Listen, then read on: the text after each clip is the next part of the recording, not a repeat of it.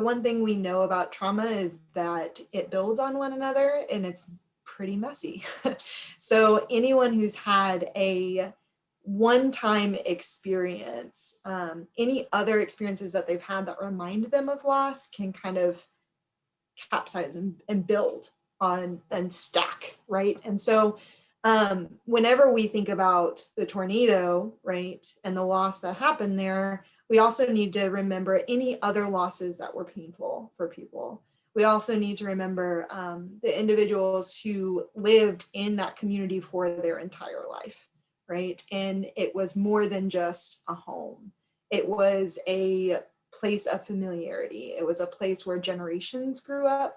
And so whenever we're able to kind of see people in that lens, we can then understand why a year is not good enough, right? People can't just get over things because that's getting over their culture, that's getting over their family, that's getting over bricks that were laid by, I talked to one survivor that laid the bricks of her house, right? And that was a memory that she held with her husband, who's now deceased, that she can't get back.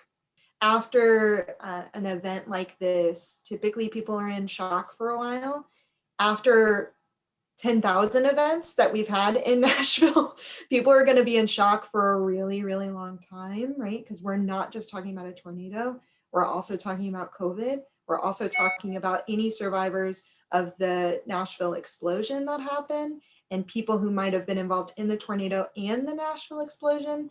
All of those things kind of create a sense of traumatic loss for individuals. And we store that in our bodies, right? And so as we kind of tense up and take a breath and realize that this is over, whenever 2021 is over or 2020 or whatever, whenever we start to feel that sense of safety, that's when all of the emotions are going to come out. And it's important for our community members to show up for one another and be there. Yeah, so even a year later, we've continued to show up for our community to support them. So not just in the immediate, but 3 months after, 6 months after, 1 year after, and we will be there 2 years after, because we know that natural disasters bring out a lot and it takes a lot of people to be able to support them. And so that's why we are going to be here,